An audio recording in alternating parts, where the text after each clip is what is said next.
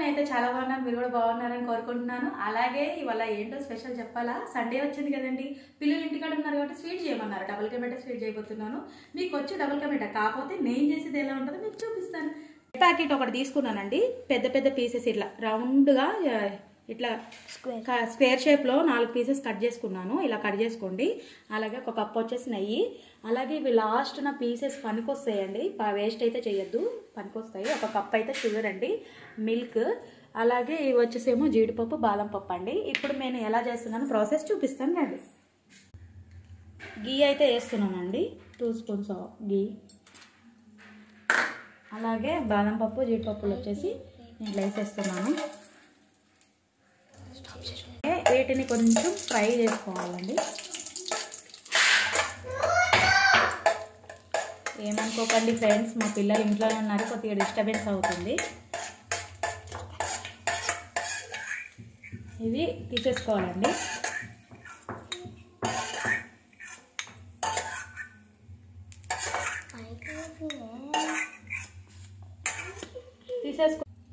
ఇవి ఫ్రై చేసేసుకున్నామండి, పక్కన పెడుతున్నాను. అలాగే ఇప్పుడు బ్రెడ్ ఉంది కదండి, బ్రెడ్ని కూడా ఇలాగ ఫ్రై చేసుకోవాలన్నీ. నేతిలో ఫ్రై చేసుకుంటే ఏంటంటే టేస్ట్ బాగుంటాయి, క్రంచీగా సూపర్గా ఉంటాయి.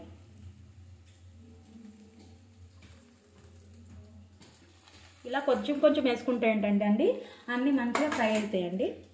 మళ్ళీ కొద్దిగా గీ వేస్తున్నాము.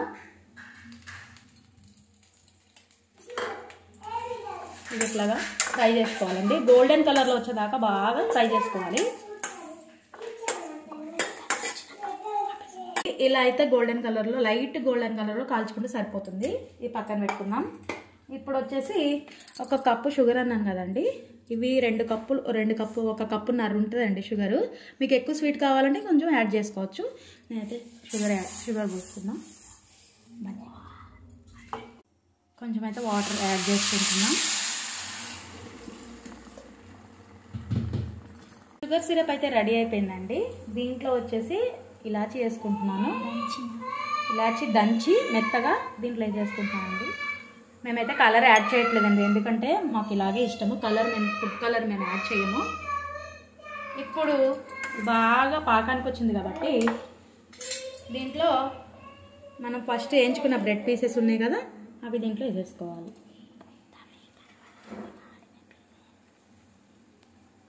ఇప్పుడు ఈ మిల్క్ వచ్చేసి పోస్తున్నానండి, మిల్క్ పోసేస్తున్నా.